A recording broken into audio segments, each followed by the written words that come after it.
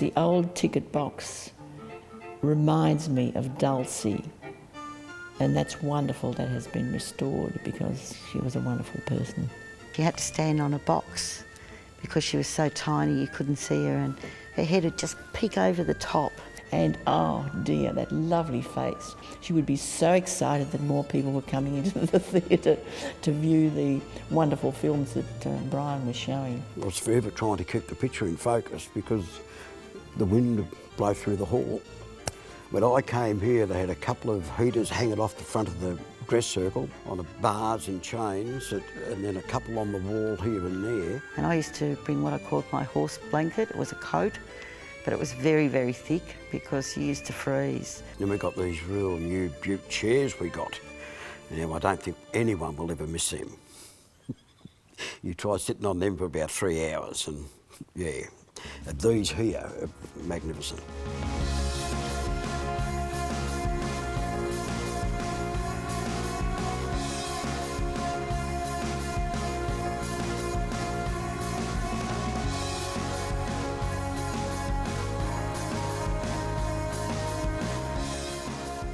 It's been a really long journey.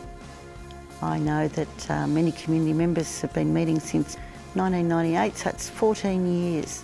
So working through that with the community was, you know, let's face it, it was tense, it was difficult, but it was also exciting and challenging, and what we've got at the end of that is really something quite amazing.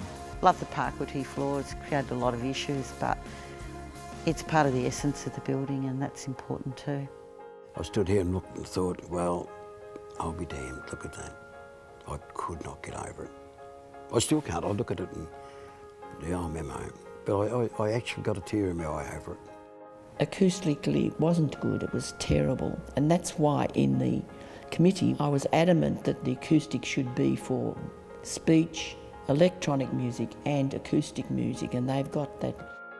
We had to show respect for the old and bring it to new life. So the interior with the existing vaulted ceiling we kept, did some counter-curved acoustic panels for the hall. One of the things I really like is the new entry, the way the old tree's been integrated, the steps, the ramp, the little seating area, the canopy, that all comes together as a very positive new face for the building, I think. You walk in through the new entrance, you can stand there, look at the mountains.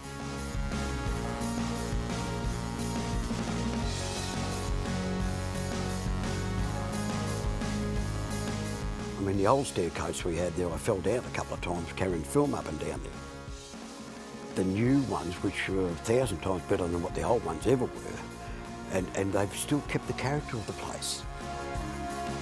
It's actually a really good marriage between the old and the new, and I think that's really important when you've got a building that is actually a memorial hall.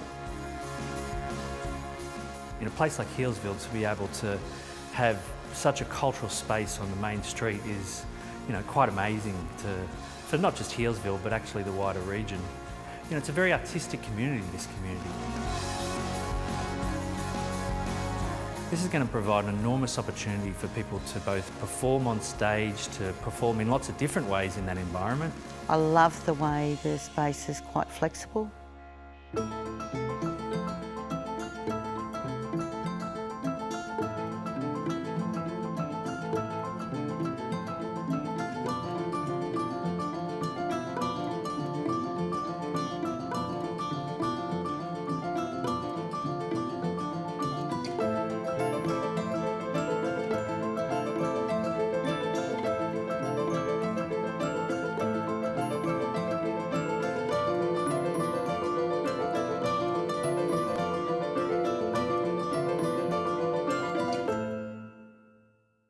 The seating reflect some of the subtle colours of the bush, the greens and the oranges of eucalypts in different seasons. It's also a very sophisticated technical upgrade for lighting and sound. We'll be able to bring in things from all over Victoria and from the city and give people access to incredible performances and visual art. It's still the Memo. Mind you, a bit more upmarket now, but it's still the Memo. Strange enough, when I was on the committee, I used to keep saying to them every year, I just hope this is finished so that I can see it. Thinking to myself, well, you know, I mightn't last as long as that, but I have. To the public of Healesville, it's always been known as the Memo, and it still will be, which is great. Hasn't lost that character.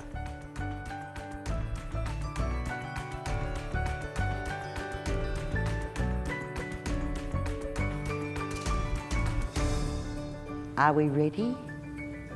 1, 2, 3.